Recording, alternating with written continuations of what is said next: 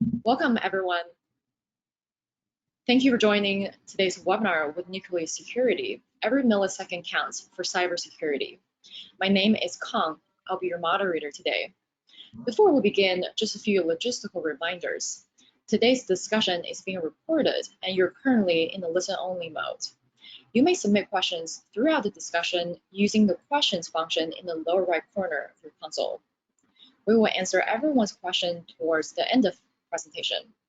After today's webinar, you will receive a follow-up email with a link to the recording. If you wish to contact us, please email us at team@singlestore.com. Let me introduce our speakers today. Scott Kufer is the co-founder and COO of Nucleus Security. Scott works as a hands-on technical executive, building and managing the software aimed at optimizing the vulnerability management. Prior to founding Nucleus, Scott worked as a security engineer for the federal government. Dominic Ravita is a field CTO at SingleStore. He has 30 years of experience in data infrastructure tech. Welcome, Scott and Dominic. You now have the floor. Thank you, Kang, and thanks, Scott, for joining us. Thank you to our audience today. We're really excited to have Scott Kufer join us for this webinar on cybersecurity. And what I'll start out with is just a quick review of the agenda. So we'll talk quickly about real-time threat intelligence and SingleStore's role in helping to address those sorts of challenges. Then we'll hand the ball to Scott, who's truly the expert in vulnerability management and cybersecurity with a background in working with various agencies and commercial enterprises. And he'll walk through what fast analytics means in the context of effective cybersecurity, specifically vulnerability management, and give you an overview of what Nucleus Security provides to addressing that challenge of the sprawling modern data estate, and how Nucleus Security addresses that with SingleStore. So with that, we'll get started. SingleStore addresses lots of different use cases. In general, we look at scenarios and use cases where time is of the essence, where there's some analytics SLA, as we like to say. And when it comes to security, this is a really prime use case for SingleStore, as every second or every millisecond counts, as we said in the title. These stats provide you a sense of what that means in the context of cybersecurity. And these are a couple of surveys done in terms of the speed at which breaches happen, the number of the frequency of them happening in a given day and hour, and the lag time in terms of detection of these breaches. And probably many of you, seeing the recent news in recent weeks and months, we see this all the time, even if not as security experts. It makes the mainstream news cycle with the SolarWinds hack and FireEye, and prior to that, Equifax breaches. So all businesses are moving towards having a complex software layer that's in a complex data estate that sprawls across different cloud and on-premise environments. And the software engineering processes that go along with supporting those provides quite a broad area to protect. And so speed is essential in this case. And so what SingleStore provides to help in these scenarios is a unified database for fast analytics on any data anywhere. And by unified, we're talking about the combination of transactional processing with analytics processing at very low latency with consistent response times on unstructured, semi-structured, or traditional structured data, and joining across those and deploying that wherever you need it, in your cloud environment, in a hybrid environment, on premise, and serving diverse types of use cases, such as the backend for a modern SaaS application, or to augment and accelerate other data layers like Hadoop. So with SingleStore, there's three things that we enable essentially: speed, scale, and agility. And that speed is in the time of ingest, and that we provide parallel ingestion of data, but also low latency queries. With scale, we scale out as a distributed native SQL database that runs in any cloud environment or on-prem. We allow you to reach the level of scale needed for modern applications. And finally, with agility, this provides you the flexibility to run this in multiple cloud environments, to spread it in a hybrid fashion, and that gives you the flexibility as your modern data state evolves. So the kinds of use cases that we serve are modern scalable applications. And Scott's going to talk to you about what we would categorize as one of these can't wait analytics scenarios where, and thinking about that, the data breach, the detection is roughly 160 plus hours to time of detection. This is something that can't wait because your software estate, is vulnerable to attacks. Second types of scenarios we solve are for predictive analytics applications where you're operationalizing a machine learning model, and you need to provide that in the context of transactional and fast analytics scenarios for both real-time streaming data with the historical data needed for that optimal outcome. And finally, in real-time analytics for IoT devices, as more of this data is being streamed into cloud environments. So with that, I'd like to introduce Scott Kufer to discuss what Nucleus provides for this type of cybersecurity solution. Sure. Thanks, Dominic, and hello, everyone. It's great to meet y'all. My name is Scott Kufer. As mentioned, I'm one of the co-founders of Nucleus Security.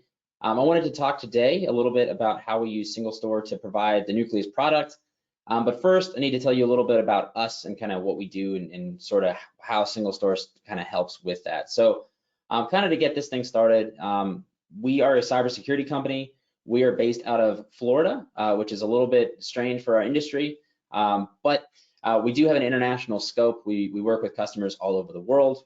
We work with companies like Toyota, the Australian Post Office, Equinor, right? So they used to be called Statoil, National Australia Bank, and obviously others as well. And I'll go a little bit more into what we actually do, but kind of at a high level, we're really an aggregation platform. So we were built to be a connector and a unifier of all of your vulnerability data. We integrate with over 70 different vulnerability generation tools, as well as all of your ticketing systems, SIMs, chat systems, and other workflow management type tools, or remediation workflow systems, right? So being an aggregator, being a connector, moving data basically throughout your organization is a big part of what we do. And then based on just all of the challenges that we solve, our biggest markets do tend to be large enterprises and managed service providers or solutions aggregators, right? We solve big data problems at massive scale across workflow management, and especially more directly the workflow management component of your vulnerability management process, right? So we're growing really fast, and a lot of that is due to the back-end architecture that we have, in which SingleStore plays a big role. And I'm going to go into more about how that works and what we do here in a moment. So Dominic, I don't know if you want to go to the next one for me, please. So specifically, what we do, we call it vulnerability unification, which is funny because it's kind of synonymous with SingleStore's unified database. We are also trying to be a unified vulnerability management platform. But basically, we are taking all of the vulnerability data in use in an organization, we're aggregating it to one central location, and then we're basically trying to orchestrate all of the back-end response for that, right? And so when you think about the challenges that we're trying to solve, I want you to think about some of the massive scale of vulnerability data that needs to be analyzed in one big enterprise, right? So if we just look at Equifax or SolarWinds or all of that, right? It seems like we should be able to fix all of these vulnerabilities before they actually get exploited. And so speed is of the essence. But when you're looking for the right vulnerabilities to fix and trying to actually fix them, it's kind of like looking for a needle in a haystack, where the haystack gets exponentially bigger the more data that you ingest and kind of as more time goes on, right? You're trying to figure out what to prioritize. And then obviously on top of that, all of your compliance requirements to report, track, and triage vulnerabilities. And as your risk goes up and threat actors move faster, you only have to scan more, right? So your vulnerability data and your vulnerability data generation is just is huge scale. And what we find is that the average enterprise ends up using between 10 and 15 different vulnerability data generation tools. And then often you only have 1 or 2 users in your organization who are actually looking at that data. So this is causing huge backlogs in the amount of vulnerability data that can be fixed and actually reducing your risk in an actionable way. So the way that most organizations handle that right now is spreadsheets, etc. But what we do is we come in and we analyze all of your vulnerability data at scale and provide a standardized workflow across all of your tools. So we're essentially trying to combine all of the capabilities of your existing tools that you've already paid for to give you huge benefits, right? It's one of those sum of the whole is, or whatever, the sum of the whole is greater than the sum of its parts kind of thing, where you get all of these kind of defined awesome benefits just from correlating data in a robust way, especially when you're able to do that at scale, right? So things like visibility into your overall risk across all your different tools or your entire tech stack, keeping up with the activity of trying to analyze what your latest data is, getting the right data and moving it to the right people in your organization, right? So we have a vulnerability that comes in on a specific IP address. We need to be able to figure out, look up in the asset management system who owns that IP address and get that information. This vulnerability exists on your asset. You should probably go fix it to the right person in the ticketing system that they're using, and being able to do that across your entire enterprise at scale, right? So things like that. There's a lot of different use cases that correlating all of this data kind of happens on the back end here. But really, we're just trying to give you more value out of your tools. So you're already paying millions of dollars a year for, and of course, many, many more that I can't really get into today. So just as one example of how we do this, right, is I want to talk about just combining capabilities of your tools.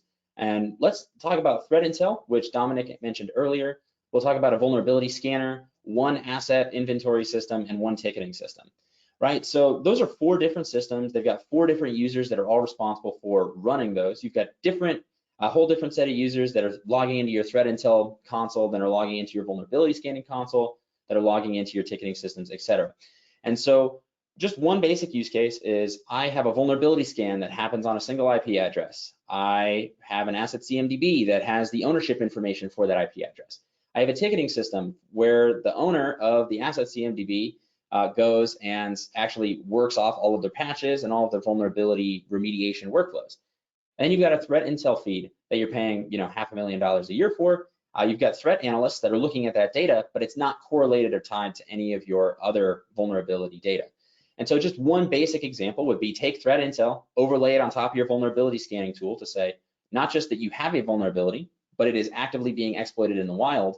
And we now also know that this IP address is owned by this person, and this is the ticketing system. So let's automatically create a ticket for that user to fix the vulnerability automatically and being able to scale out that process kind of over time at massive scale and across a giant enterprise is a very difficult proposition without a tool like Nucleus. So the reason I give you all of that background is to talk about our journey of how we came to SingleStore, right? So we started out way back at the beginning, a long time ago. We started out with MariaDB because we needed a relational database because all of our backend data is highly relational, right? Which vulnerability exists on which assets, from which scans, at which specific place on an asset, from a specific scanning tool, from a specific on and on, right? Everything needs to tie together. And so that kind of relational database made sense for us at the time. And this worked for us for a while. But then as we got more mature, so about 2-3 years in, we realized that it was really limiting in our ability to meet the demands for speed and the demands for scale that we were experiencing for our government kind of government projects we were working on, as well as our big enterprise. So we had this big kind of idea where we wanted to deliver a kind of better application experience so that users were able to actually manage vulnerability data at scale. And there's a bunch of factors here that make it really important to do this very quickly. And so obviously you need the latest data as soon as it's generated, right? You can't wait 7 days or 14 days to get the data for a giant scan that you're doing across your entire enterprise, because that's 14 days that you can get hacked where you don't even know, you have no visibility into what actually is, what is your exposure risk or what is your surface area for attack. And so being able to ingest that scan data at scale across an entire enterprise was kind of challenge number 1. Challenge number 2 is we needed to be able to process all of that data and essentially pull out high-level analytics for it so that the data is actually usable, right? It's great that you have this list of, 1 million vulnerabilities, but as a vulnerability analyst, if you have 1 million vulnerabilities in an Excel spreadsheet versus just a list of 1 million vulnerabilities in a browser, it doesn't make a difference, right? You need to be able to start taking the data out, slicing and dicing it in ways that make sense. You need to be able to do it extremely fast, right? In ways that you can remember, make all those changes persistent. You can save filters, be able to go in and actually kind of manage data at massive scale and being able to organize it and all of that, right? And so that's where we decided we needed to start looking for something new. And so we started looking at various solutions for this, right? We started looking at all of your standard, non-relational databases. We looked at graph databases. We looked at, your traditional RDBMSs, all of those. And what we found was that SingleStore actually ended up being the proper, we decided on SingleStore because it seemed like the right way forward for us, specifically in terms of the requirements that we had. And on the next slide, I will talk about what those requirements were. So the reason that we started, the reason we went down the SingleStore path was for a few reasons, right? The first was we had these very, very specific requirements that we were looking for. And this quote here from our CEO, it highlights it pretty well. But he was one of the other founders that was involved in making the decision. But really, it boils down to the fact that we realized very early on that enterprises and large volumes of data was in our future, right? And we needed to have high levels of concurrency, parallel processing, and being able to do that in one operational data set so that we could actually bring the features that we wanted to market, right? So vulnerability management within enterprises needs a lot of features, needs a lot of different ways of looking at data, and you need to do it quickly while you're simultaneously streaming new data and also historical data to the platform, right? So you're always crunching through all of this data, you're doing high-level analytics, high-level, large amounts of processing. But we wanted to be able to work with a database that gave us the flexibility of different data structures within one platform, and then also to be able to use real-time queries across the entire data set to start basically piecing it together in the way that we wanted so we could deliver it to our enterprise customers, right? Because an enterprise customer, they want their data delivered to them in a bunch of different ways.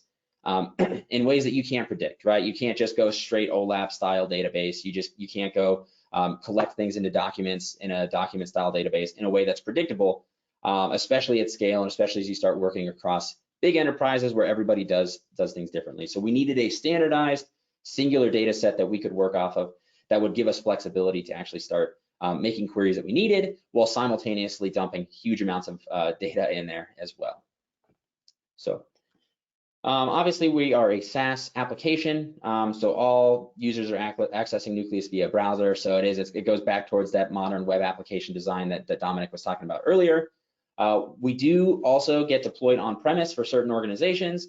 If you look at my background, that'll make sense. But that was another one of our requirements as well, and it was what really helped push us over the edge for SingleStore as well, because obviously, you've got your AWS services and other types of cloud databases you could use that provide some level of similar capabilities, but we needed to be able to actually deploy, scale on-premise installs of MemSQL clusters as well, and while maintaining that parallel processing all in one place. But what you can see is we basically, everybody's accessed through one UI.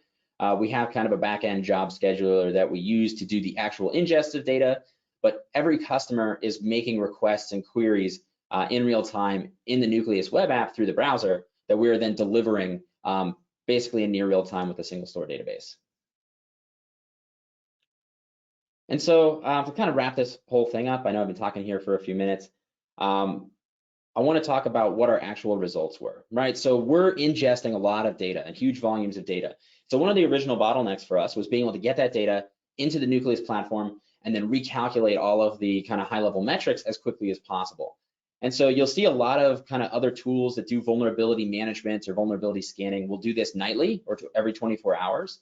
But that's just not fast enough when you're trying to actually work with this living, breathing data set, especially when you start looking at DevOps and CI/CD and kind of pushing data in real time and the AppSec lifecycle, right? And so what we found is that we were actually able to process about 60 times the number of scans within 1 hour that we could do with MariaDB.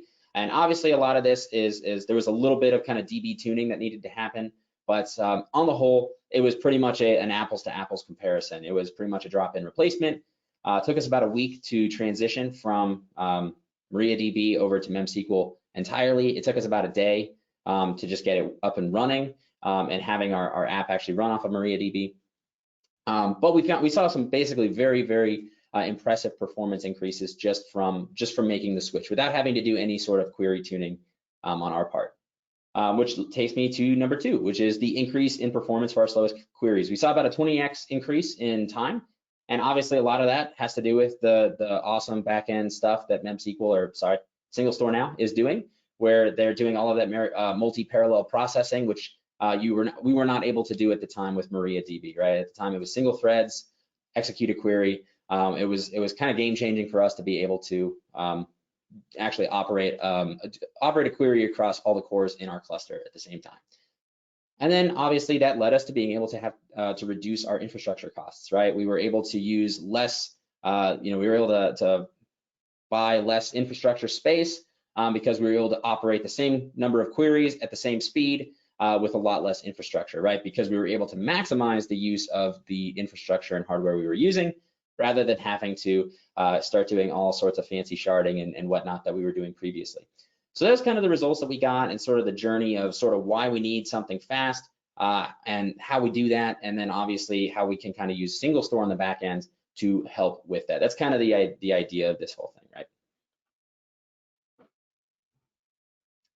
And that's it. That comes to the end of my part. We're going to hop back over to Dominic here in a moment, but if you have anything that if you'd like to learn more about what Nucleus does or anything that we do, feel free to hit us up. We offer free trials, all of that. Happy to have conversations.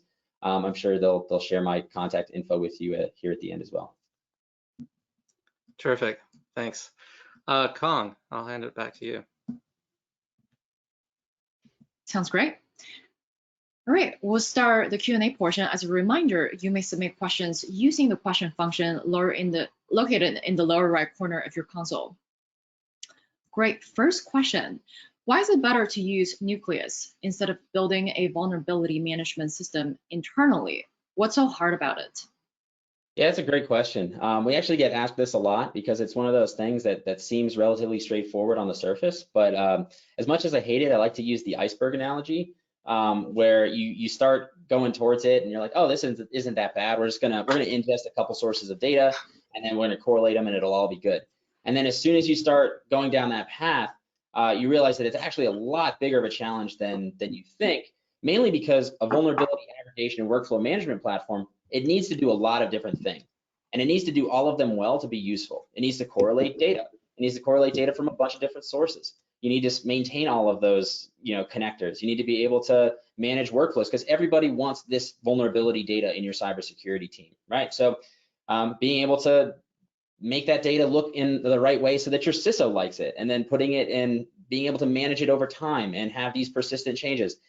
And there's just an automation, right? What if you want to start automating some of your workflows? What if you want to start, there's so many things that it needs to do that it's just a much larger project than most organizations realize. And we see that teams of 12 or 15 developers are needed to actually maintain an internal version of Nucleus. And so it generally is a really expensive maintenance long tail there as well. So it's just much easier to have something where you have that support already kind of built in for you.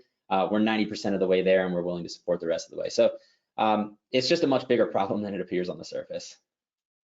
Thank you. What are the data sources you ingest from?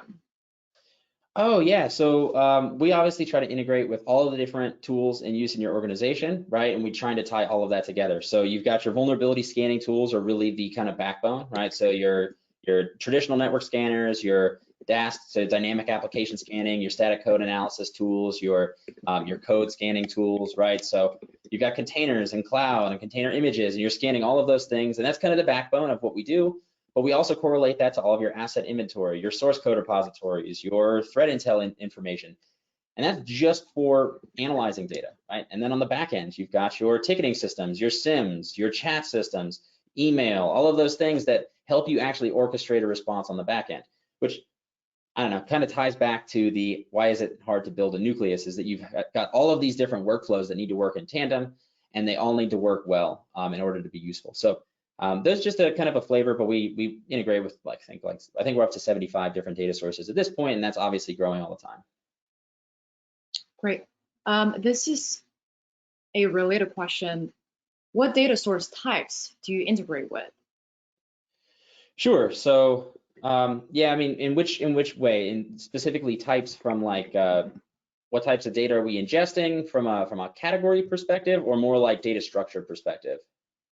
It doesn't indicate, I guess both, if you can address it from both perspectives. Okay, sure. So types of data would be things like well, we consume REST APIs from a bunch of different tools. We can ingest, basically your JSON data structures. We can pull in, CSV style data structures. We can pull in basically structured, unstructured data. Really doesn't matter. I think I was laughing with Dominic before this. I said, is there an option for all of the above? Those are the types of data that we need to pull in, because you can't predict how other tools are going to deliver data or generate their data sources. And so we need to be very flexible to ingest all of them. And so again, some of those might be compliance results from a cloud scanner, right? It could be consuming something via a REST API from a source code repository. So anything like that, so anything that's really involved in kind of asset management, threat intelligence, vulnerability scanning, and data generation, pen test, unstructured pen test results. That's one topic we haven't even touched, which is a whole other thing. We'll save that for another webinar.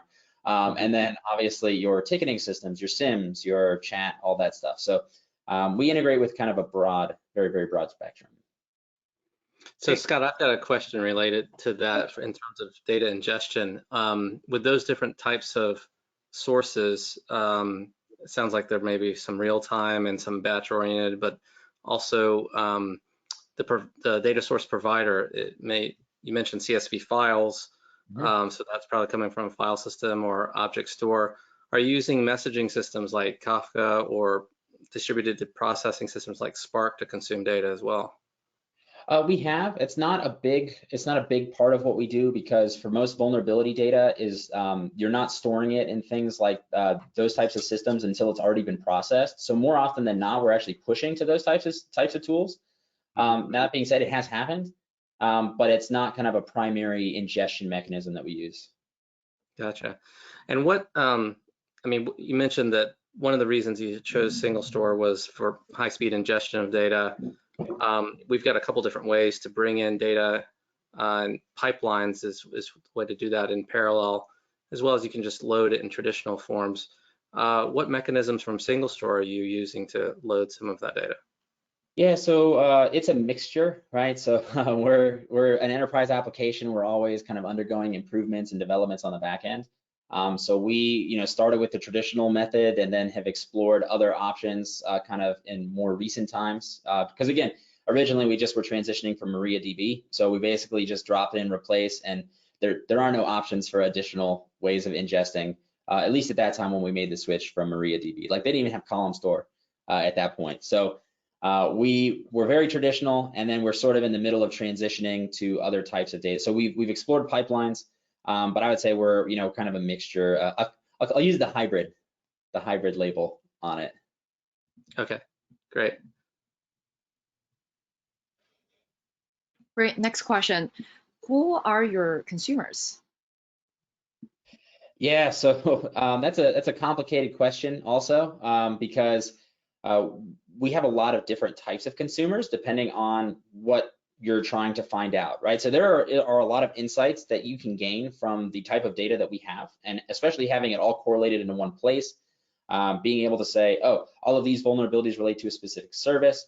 All of these vulnerabilities are add up to a specific risk score. It factors into your compliance team and your GRC pipelines. And so it's really a lot of different people. But so if I could break it down, there's 4 categories really that we see.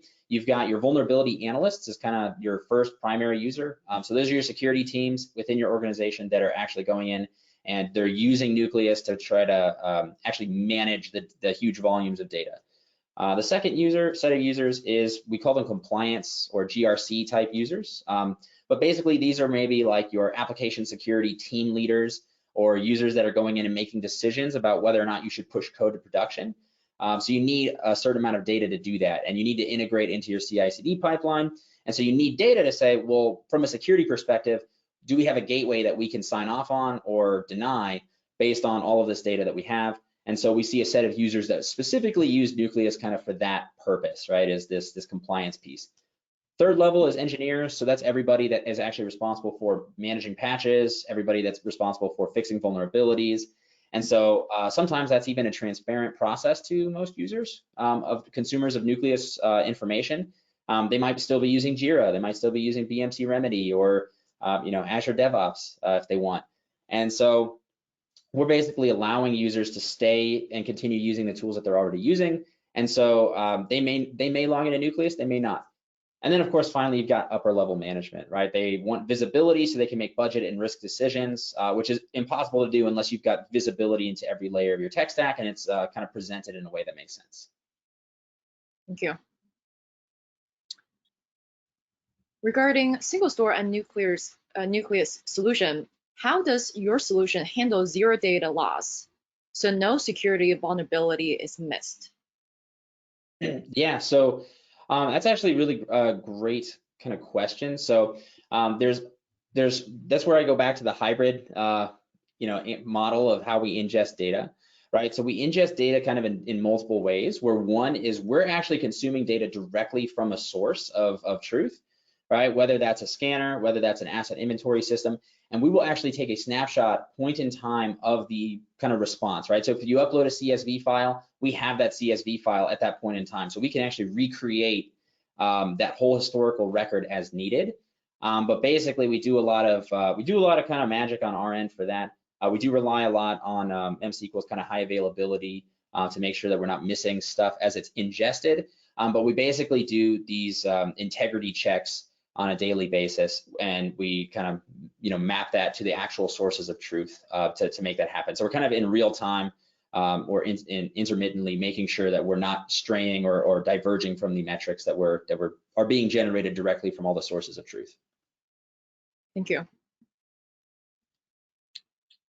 How has all of these improvements in speed and scale impacted your customers and your business? Faster threat detection, for example? Sure. So there's kind of two big metrics that we've seen, and actually three. So the first is we actually find that you can remediate 10 times the number of vulnerabilities that you could before. So if you're able to patch 50 vulnerabilities a month, now you're able to patch 500 vulnerabilities a month, and that's just across the board, regardless of enterprise size, and actually it goes up as you get bigger, but that's kind of again different thing. But so we see that across the board is about a 10 times speed improvement of your process, because we're supplementing your process to be able to do that. So because of that, what we find, it's obviously hard to predict the numbers of kind of vulnerabilities or the times you don't get hacked, because it hasn't happened yet. But what we see is that the actual risk reduction, kind of at an objective measure, goes down basically proportionally to the number of vulnerabilities that you're able to resolve, right? And so as you resolve 10 times more vulnerabilities, your risk goes down kind of in a relatively objective manner, kind of by a similar amount, right? Obviously not 100% equal, but it's kind of correlation there. The other thing that we see is that you do it at about half the cost, right? So you actually are remediating 10 times the number of vulnerabilities, but you're using half the people to do it. And so it's kind of that exponential growth of value, really you're able to do more with a lot less. And then finally, of course, you have that ability to scale up your process and do things the right way. So what we find is that you're able to do a lot more, make a lot better decisions and things like that, because you have visibility into the overall process. And I kind of got sidetracked there in the middle, so I sort of probably strayed away from the question. I apologize. No worries. All right, so we got one last question here. For the attendees, you still have time to submit questions. You talked about the reason for migrating from MariaDB to SingleStore. Can you talk about the process? How easy or how difficult, how much heavy lifting was there? Sure, yeah, so the short answer is that we basically installed MemSQL on a local server. We had a MariaDB equivalent server that we had installed, and we basically just directed, MySQL dumped out from MariaDB into MemSQL, and then we basically just pointed our web app at MemSQL instead of MariaDB, and within an afternoon we had it up and running. So that, just to actually get it running. And so that part was very straightforward, because MemSQL, SingleStore now, keep doing that. SingleStore uses the MySQL syntax, so it was very, very quick to do that. Where the big effort underwent was understanding how SingleStore does queries and joins in a different way, kind of for optimizing the speed, right? So they do a lot of different stuff and kind of on the back end there. And so understanding like when you can and can't use joins or like big update queries sometimes like don't go the way that you expect because it's not a linear, you know, like we'll add more cores, so it's a linear update, all right? And so understanding how the query language works in a way that, okay, it's actually a lot faster to create a temporary table, load your data in there, and then do a join rather than just doing like a straight update on a large data set. So understanding those things was where the long tail of kind of work came in, but it was obviously well worth it because you're able to maximize by, you know, 10x, 12x what your queries were doing previously. But yeah, it took us about a week to get kind of up and running in a way that we were really, really happy with. And then probably 6 months before we were like, okay, this is like just way better in every way. So that's about our timeline. Well, how much, just one more follow up on that, Scott. How much of it was sort of understanding what you would need to declare in terms of your SQL statements, like identifying a shard key, putting an index, versus how much did you just, you know, percentage-wise, did you have to spend in redesign of the data structure or the schema? If you had to just, yeah, categorize it percentage-wise, rough back of the napkin in terms of effort of declarative statements and back-end redesign of the schema. Yeah, I mean, honestly, so the back-end redesign of the schema was very minimal for us. We were able to do a pretty much drop-in replacement. And obviously, you know, it was years ago, so we've done some kind of updates since then. So it's going to be hard to give you the exact kind of numbers there. But I will tell you, the biggest uplift for us was specifically the well, because memSQL actually takes care of a lot of the sharding and sort of when you first deploy it, they have really great tools that will kind of do a lot of that for you. So like if you're not familiar with it or if you're not a DBA, which at the time we didn't have a DBA, so it was myself and 2 other guys then. So we actually got a lot of highway out of just kind of the defaults that memSQL had built in. So those were really great. But yeah, I would say most of it was actually declarative statements and just understanding how to actually query the data set in the right way. But again, it wasn't like there was a lot of work, right? So I mean, we had it up and running and it was already, you know, 10 times faster than MariaDB with no changes. And then it was just improving and iterating on how we can maximize the queries that we do have, not like, oh, can we catch up, right? We were already well ahead of where we were previously. Right, terrific, great. Thank you. Sure, absolutely. Perfect. So seeing no questions, I want to thank Scott and Dominic for the presentation and great discussions. Thank you everyone for attending today. So definitely we encourage everyone to learn more about Nucleus at nucleussec.com. That is Nucleus, SEC.com. We will send you a follow-up email with a recording from today. And please feel free to contact us, start a free trial, and get more information at singlestore.com. Last but not least, check out our upcoming virtual events. I believe Dominic is switching to the events page, which is great. So calling out some of our upcoming events, especially drawing your attention to our upcoming webinar, which is next Tuesday with IEX Cloud, about how they innovate in the fintech space. Thank you so much for joining us and have a great rest of your day. Thanks, Scott, for joining us, and thanks to all the attendees for your attention. Yeah, thanks everybody. Thank you. Take care.